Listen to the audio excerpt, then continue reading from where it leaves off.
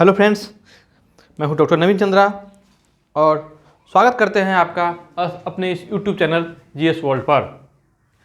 तो जैसा कि आपको दिख ही रहा है, आज का हमारा टॉपिक क्या है? शिवाजी महाराज, वीर शिवाजी। इन्होंने एक ऐसा साम्राज्य का स्थापना किया, मराठा साम्राज्य का स्थापना किया, जो काफ़ी प्रसिद्ध हुआ। और कहते हैं इन्होंने हिंदुओं को एक करके एक अलग मुगलों के बीच में, क्योंकि देख रहे हैं मराठा साम्राज्य के स्वराज के चारों ओर क्या था? मुगल साम्राज्य था, जहाँ ऊपर में औरंगजेब का शासन था, शाहजहाँ का शासन था, तो नीचे में बीजापुर, गोलकुंडा, अहमदनगर आदि मुस्लिम सुल्तानों का शासन था। तो इन सभी के बीच में एक व्यक्ति ने अपने महत्वाकांक्षा को पूरा करने के लिए, अपने महत्वाकांक्षा को पूरा करने के लिए, हिंदू धर्म के पुनरुत्थान के लिए एक मराठा स्वराज का निर्माण किया। तो आज के हमारे टॉपिक में उसी वीर शिवाजी की कहानी है, जिसने अपने अकेले दम पर मुस्लिम शासकों से लोहा लेने का काम किया। तो वीर शिवाजी महाराज। आज का हमारा टॉपिक क्या हो गया? शिवाजी महाराज। इनका 1627 से 1680 ईस्वी तक इनका जीवन काल होगा। मात्र 53 वर्ष ये जिंदा रहेंगे। कितने वर्ष? 53 वर्ष। 53 वर्ष। आते हैं, इनकी शुरुआत करते हैं जन्म से।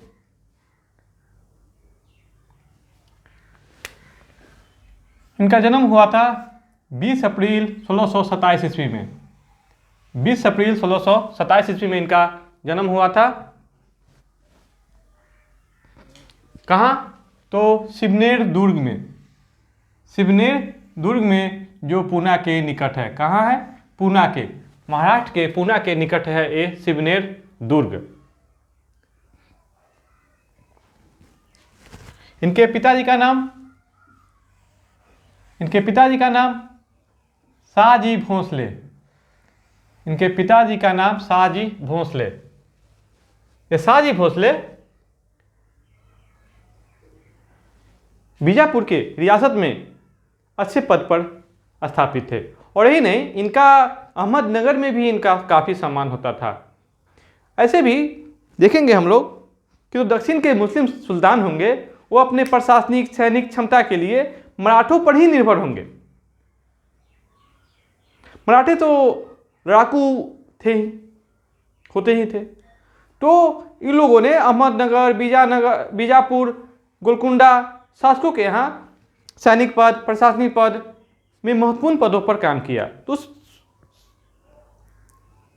सरदारों में ये सरदार शाहजी भोसले भी प्रमुख थे। और इनकी अपनी खुद की जागीर थी, पूना की जागीर।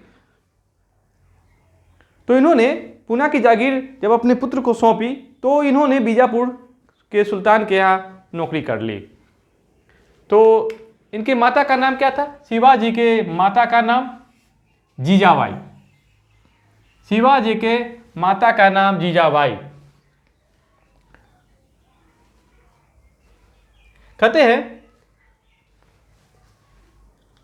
शाहजी भोसले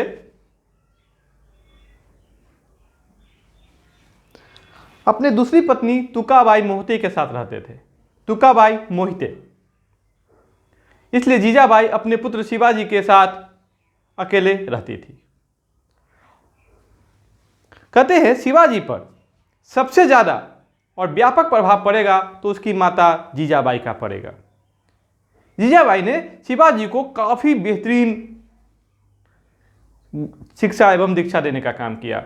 संस्कार, हिंदू धर्म के प्रति उनका प्यार, लगाव, ब्राह्मणों के प्रति लगाव, मराठों का एकत्व करने का जो भाव, स्वराज आदि का एक बेहतरीन शिक्षा दी। कौन दी?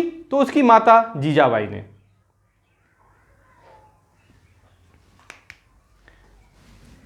जब शाहजी भोसले पूना की जागीर अपने बेटे शिवाजी और अपनी पहली पत्नी जीजाबाई के हवाले करके ये बीजापुर के यहाँ जब नौकरी करने चले गए, तो चूंकि उस समय शिवाजी की उम्र काफ़ी कम थी, यही कारण है कि शाहजी भोसले ने पूना की जागीर का संरक्षक किसको बनाया? तो दादाजी कोंडदेव को।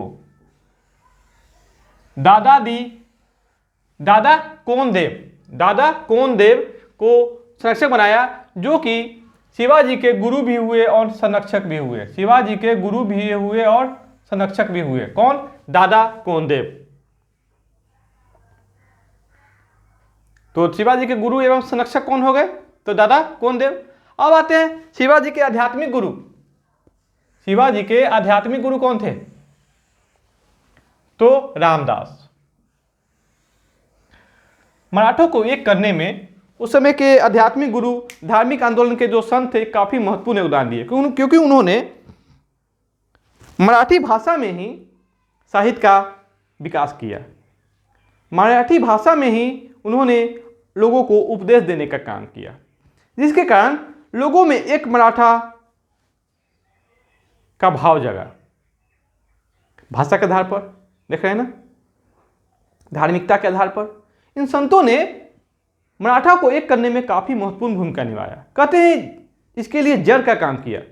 जड़, जिस प्रकार फ्रांस की क्रांति में दार्शनिकों का काफी महत्वपूर्ण योगदान था, उसी प्रकार मराठा को एक स्वराज बनाने में, मराठा साम्राज्य के रूप देने में उस समय के मराठा के आध्यात्मिक गुरु, एक नाथ हो, तुकाराम हो या रामदास हो, इन लोगों ने महत्वपूर्ण भूमिका का निर्वाह किया।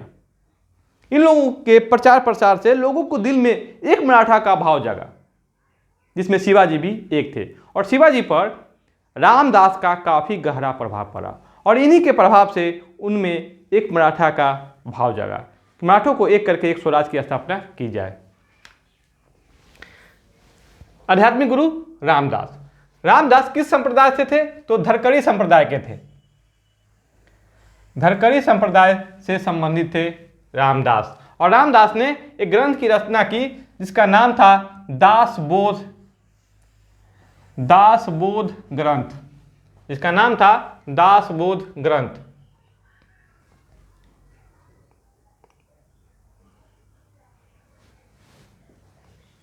शिवाजी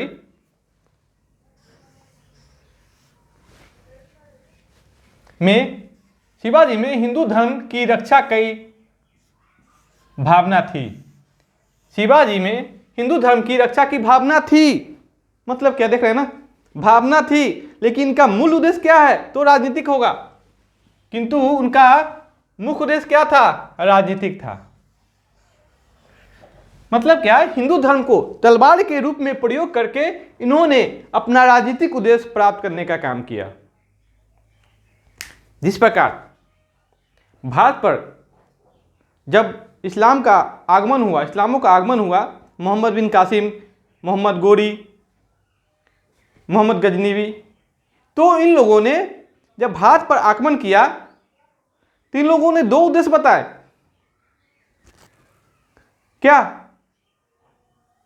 क्या बताया? दो उद्देश्य। तो पहला उद्देश्य था भारत में इस्लाम धर्म का प्रचार प्रसार करना, भारत में इस्लाम धर्म का प्रचार प्रसार करना। और दूसरा क्या था?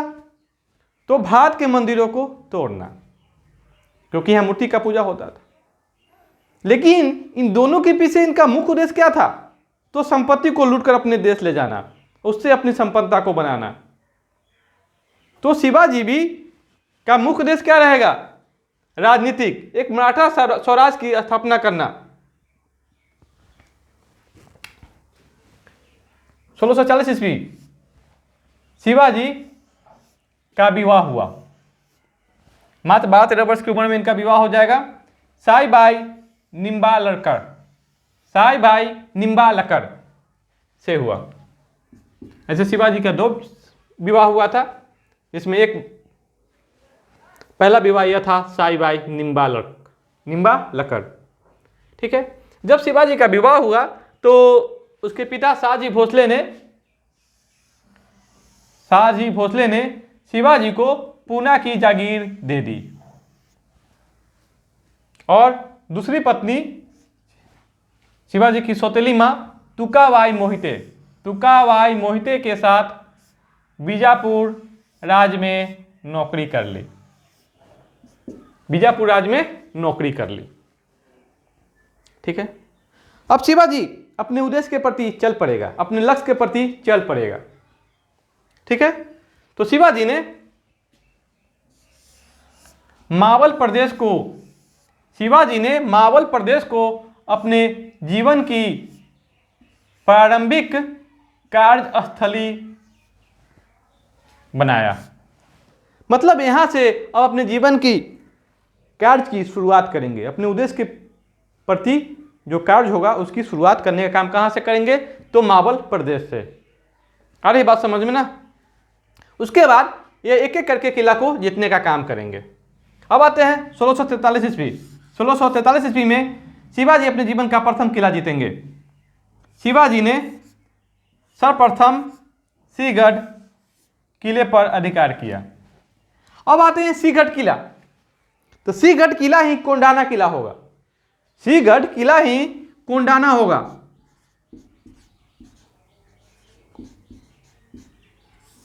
कोंडाना, जिसको शिवाजी क्या नाम रखेंगे, सिंहगढ़। लेकिन मुस्लिम शासक इसका नाम क्या रखेंगे, कोंडाना। यही कोंडाना जो लगभग 2 वर्ष पहले एक मूवी आई थी, तानाजी मालसुले, तानाजी, जो शिवाजी के खासम खास सूबेदार थे। और ये मूवी आई थी जिसके हीरो अजय देवगन थे। काफ़ी बेहतरीन मूवी थी, आप लोग जरूर देखेंगे। उसमें आप लोग समझेंगे कि शिवाजी ने कैसे मराठों को एक करके साम्राज्य का स्थापना किया, कैसे कोंडाना गंवाकर फिर कोंडाना को प्राप्त किया। यही कोंडाना। ठीक है,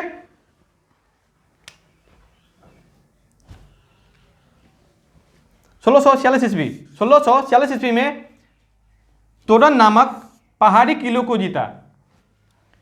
तोरण नामक पहाड़ी किले को जीता और यहाँ से प्राप्त जो बहुत सारा धन हुआ उससे उन्होंने एक नया किला बनवाया जिसका नाम रखा रायगढ़।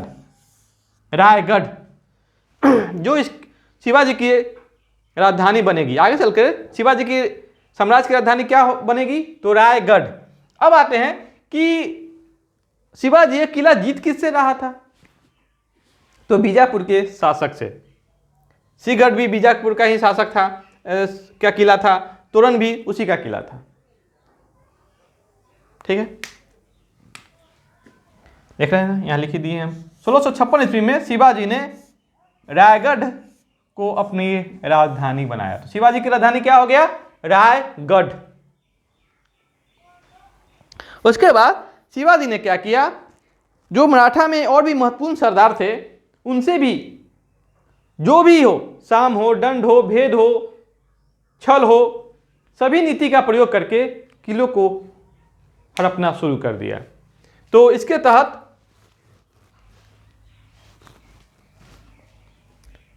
पुरंदर का किला, जो काफी इतिहास प्रसिद्ध होगा आगे चल करके, पुरंदर का किला 1648 ईस्वी में शिवाजी ने एक अन्य मराठा सरदार नीलोजी नीलकंठ से छल से प्राप्त कर लिया। पुरंदर का किला 1648 ईस्वी में शिवाजी ने जीता। किससे, तो मराठा सरदार नीलोजी नीलकंठ से, वो भी छल से। और जावली का किला 1656 ईस्वी में 1656 ईस्वी में चंद्रराव मोरे, एक अन्य मराठा सरदार थे, उनसे जीता। अब आते हैं ये जो यहाँ पर बीच में गैप है 1648 से 1656, इसके बीच में कोई भी किला नहीं जीता गया। 1648 से 1655 ईस्वी तक कोई भी किला शिवाजी ने जीतने का प्रयास तक नहीं किया। तो क्यों नहीं किया, आखिर ये 7 साल शिवाजी शांत क्यों रहा, तो कहते हैं शिवाजी ने जब जावली का किला पर अधिकार किया, जिसका उस समय सरदार थे चंद्रराव मोरे, यह बीजापुर के सुल्तान के साथ इनका संबंध बहुत ही अच्छा था। इसने बीजापुर सुल्तान से कह के शिवाजी के बारे में कान भरना शुरू कर दिया। बीजापुर के सुल्तान तो उससे पहले ही शिवाजी से खीन थे, क्योंकि शिवाजी ने उनके बहुत सारे किलों को हड़प लिया था। यही कारण है कि बीजापुर के सुल्तान ने शिवाजी के पिता शाहजी भोसले को कैद कर लिया, क्योंकि शाहजी भोसले शिवाजी के जो पिता थे वो बीजापुर के सुल्तान के यहाँ ही नौकरी करते थे। कैद कर लिया, शिवाजी विवश हो गए और ये 5 वर्ष 1648 से 1655 तक उन्होंने अपनी गतिविधियों को रोक दिया। लेकिन जैसे ही इनकी गतिविधियां रुकी, 1655 के बाद जब शुरू हुई तो 1656 ईस्वी तक उन्होंने बहुत सारे किलों को जीत लिया, जिनमें सुपा, चाकन, बारामती, तिकोना, लोहगढ़ आदि अपने साम्राज्य में इन्होंने मिला लिया। माने किलों को जीतने का एक सिलसिला सा कायम कर दिया शिवाजी ने। जावली का जो किला था वो सामरिक एवं आर्थिक दृष्टि से काफी महत्वपूर्ण था। जावली का किला सामरिक एवं आर्थिक दृष्टि से काफी महत्वपूर्ण था। यही कारण है कि शिवाजी ने जब जावली का विजय किया तो शिवाजी के सामरिक एवं आर्थिक दृष्टि से इनका महत्व काफी बढ़ गया। शिवाजी का महत्व काफी बढ़ जाएगा मराठा सरदारों में, क्योंकि ये सामरिक एवं आर्थिक दृष्टि दोनों रूपों से मजबूत हो जाएंगे। ठीक है, अब आते हैं शिवाजी का मुकाबला मुगलों से पहली बार कब हुआ। सवाल बनते हैं, शिवाजी का मुकाबला मुगलों से सबसे पहले कब हुआ? तो कहते हैं 1657 ईस्वी में शिवाजी का मुकाबला मुगलों से पहली बार 1657 ईस्वी में हुआ। ये भी शिवाजी ने प्रत्यक्ष रूप से मुगलों से युद्ध नहीं किया, बल्कि जब औरंगजेब बीजापुर पर आक्रमण कर रहा था, तो बीजापुर के सुल्तान ने और शिवाजी से सहायता मांगी। शिवाजी ने बीजापुर के सुल्तान की सहायता कर मुगलों से लोहा लिया, यानी कि अप्रत्यक्ष रूप से इन्होंने मुगलों का सामना किया। और जब इसके कुछ जस्ट बाद ही जब उत्तराधिकार युद्ध के लिए शाहजहां के चारों पुत्रों के बीच में आपस में युद्ध होगा, तो शिवाजी इसका भी फायदा उठा लेंगे और बहुत सारे किलों पर मुगलों किलों पर अधिकार कर लेंगे और उनके क्षेत्रों को लूटेंगे। लूट का जो नीति था, यह मराठों का एक नियम सा था, क्योंकि मराठों की जो आमदनी थी वो काफी कम थी। तो अपने सैनिकों को वेतन देने के लिए, राज चलाने के लिए, प्रशासनिक व्यवस्था चलाने के लिए इनको आमदनी का एक अगला जरिया भी था लूट, जो अपने दुश्मन देशों के क्षेत्रों को लूट कर पूरा करते थे। यही कारण है कि मराठा जो साम्राज्य होगा जनता के बीच में और लोकप्रिय होगा, क्योंकि यह हमेशा जनता को लूट लिया करते थे। अब आते हैं शिवाजी और बीजापुर का संबंध।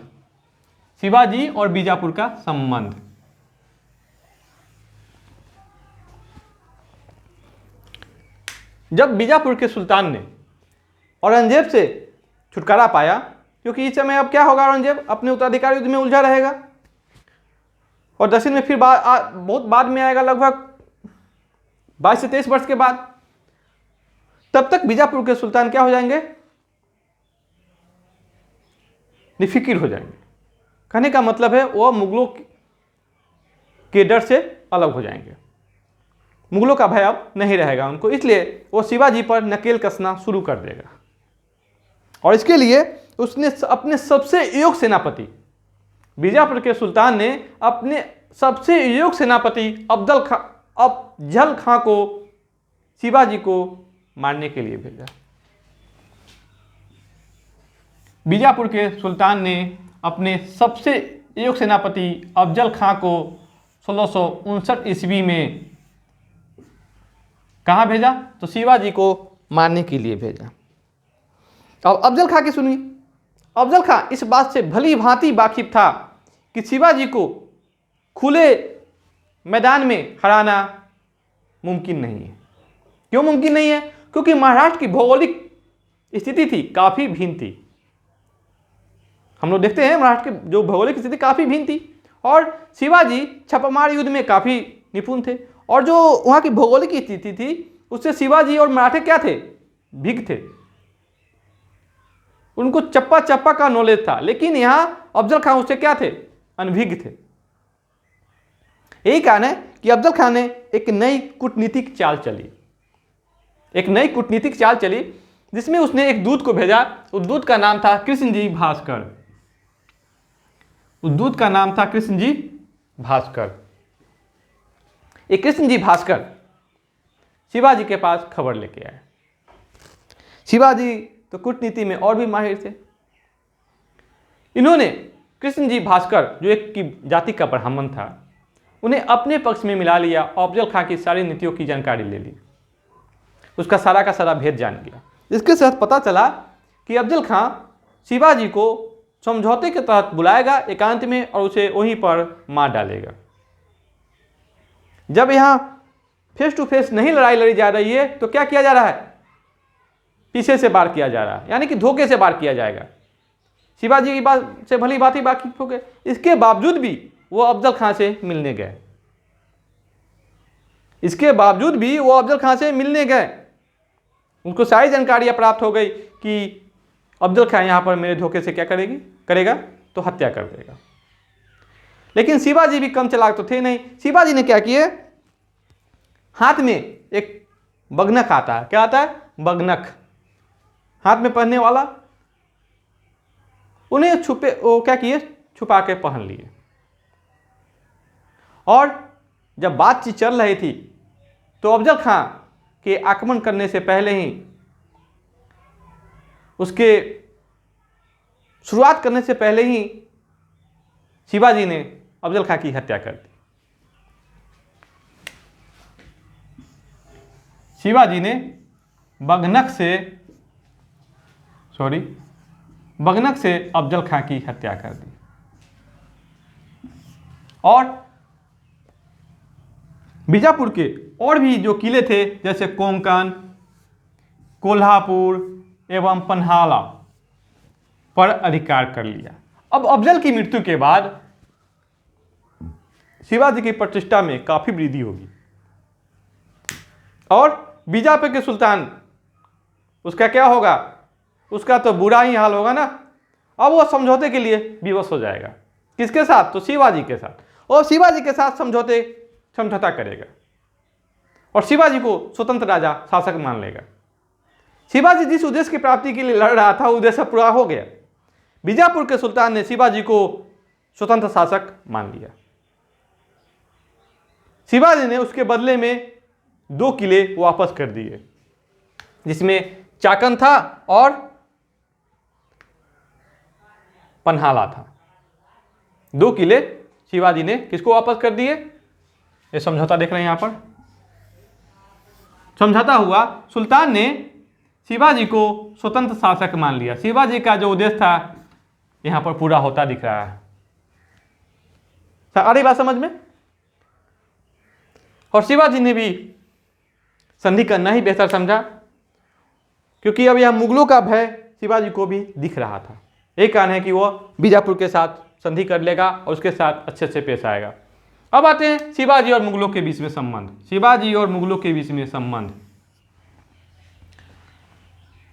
औरंगजेब जब अस्थिर होगा तो उसका ध्यान दक्षिण की ओर जाएगा और इसलिए उसने अपने मामा 1660 ईस्वी में, कब? 1660 ईस्वी में औरंगजेब ने अपने मामा शाइस्ता खां को दक्षिण का सूबेदार बनाकर भेजा। देखें ना, औरंगजेब ने अपने मामा को शिवाजी को रोकने के लिए भेजा। शिवाजी के जो साम्राज्य विस्तार हो रहा था, शिवाजी के द्वारा साम्राज्य विस्तार किया जा रहा था, उसको रोकने के लिए किसको भेजा औरंगजेब ने? तो अपने मामा को भेजा। इसका उद्देश्य क्या था? औरंगजेब के द्वारा अपने मामा को दक्षिण में भेजने का मुख्य उद्देश्य क्या था? तो शिवाजी की बढ़ती शक्ति को दबाना था। कहते हैं जब शाइस्ता खां भारी भरकम सेना लेके वो दक्षिण आएगा तो बीजापुर के सुल्तान के साथ मिलकर वो शिवाजी के किलों पर अधिकार करना शुरू कर देगा। एक एक करके जब बहुत सारे किले जीत लेगा और पूना में जब उसका आगमन हो जाएगा तो शिवाजी उसका प्रत्यक्ष रूप से सामना नहीं करेगा, बल्कि वह पूना को आराम से जीतने देगा। कहते हैं जब पूना को जीत लेता है शाइस्ता खां तो रात में आराम फरमा रहा होता है। तो इसी समय शिवाजी अपने 400 खासम खास के साथ अचानक से रात्रि में शाइस्ता खां के शिविर पर आक्रमण कर देता है, हमला बोल देता है। कौन? शिवाजी। और अचानक से हुए हमले से शाइस्ता खां घबरा जाता है और उसकी सेना में भगदड़ मच जाती है। मात्र 400 और एक शिवाजी 401 आदमी और यहाँ पूरा का पूरा शाइस्ता खां का शिविर भारी भरकम सेना से लैस, उसमें शिवाजी के 400 विश्वस्त सैनिकों ने क्या कर दिया? भगदड़ मचा दिया और भयंकर मार काट मचाई मराठा सैनिकों ने। और कहते हैं इसमें शाइस्ता खां का पुत्र फतेह खां मारा गया और शाइस्ता खां उल्टे पांव भाग गया। शाइस्ता खां ने पूना में प्रवेश किया। रात्रि में शिवाजी ने अपने 400 विश्वस्त सैनिकों के साथ शाइस्ता खां के शिविर पर क्या कर दिया? हमला कर दिया। शाइस्ता खां का जो पुत्र था फतेह खां वह मारा गया। फतेह खां मारा गया और शाइस्ता खां कहाँ गया? भाग गया। कहते हैं औरंगजेब अपने मामा से इतना क्रुद्ध हुआ कि उसको दक्षिण की सूबेदारी से हटाकर बंगाल की सूबेदारी सौंप दिया और वह कुछ अलग कूटनीति के तहत आमेर के राजा जयसिंह को शिवाजी को रोकने के लिए भेजा। उससे पहले 1664 ईस्वी में शिवाजी ने सूरत को लूटा। क्यों लूटा? क्योंकि सूरत का जो किला था वो मुगलों का महत्वपूर्ण किला था और यह व्यापारिक केंद्र भी था, क्योंकि अंग्रेज आएंगे, डच आएंगे, पुर्तगाल आएंगे, सब कहाँ आना चाहेंगे? तो सूरत में आना चाहेंगे। सूरत व्यापार का काफ़ी महत्वपूर्ण केंद्र था और यह मुगलों का महत्वपूर्ण किला भी था। यहाँ से कहते हैं शिवाजी के सैनिकों ने यहाँ 4 दिन तक भयंकर लूटमार की और बहुत सारी संपत्ति को लूट लिया। औरंगजेब ने शिवाजी को रोकने के लिए आमेर के राजा जयसिंह को शिवाजी को रोकने के लिए कहाँ भेजा? दक्षिण भेजा। कहते हैं आमेर के राजा जयसिंह कूटनीतिक में काफ़ी माहिर थे। शिवाजी पराजय के कगार पर होगा जब यह आएंगे दक्षिण में भारी भरकम सेना के साथ, तो एक एक करके अनेक किलों को जीत लेगा राजा जयसिंह। जब शिवाजी पराजय के कगार पर होगा तो भी शिवाजी के संधि के प्रस्ताव को वह मान लेगा और शिवाजी के साथ संधि कर लेगा, जिसको इतिहास पुरंदर की संधि कहता है। तो इस क्या था? तो राजा जयसिंह की बहुत बड़ी कूटनीतिक चाल थी, क्योंकि उसको पता था कि दक्षिण के अभियान में औरंगजेब को शिवाजी की जरूरत पड़ेगी। यही कारण है कि उसने शिवाजी के साथ पुरंदर की संधि की। और यह संधि कैसे हुई, कब हुई और संधि के जो प्रस्ताव थे क्या क्या थे, क्या मायने थे, इसका जिक्र करेंगे हम लोग अगले वीडियो में। आज की वीडियो के लिए इतना ही। मेरा ये वीडियो आपको कैसा लगा? प्लीज़ मेरे इस वीडियो को लाइक, सब्सक्राइब और शेयर जरूर करेंगे।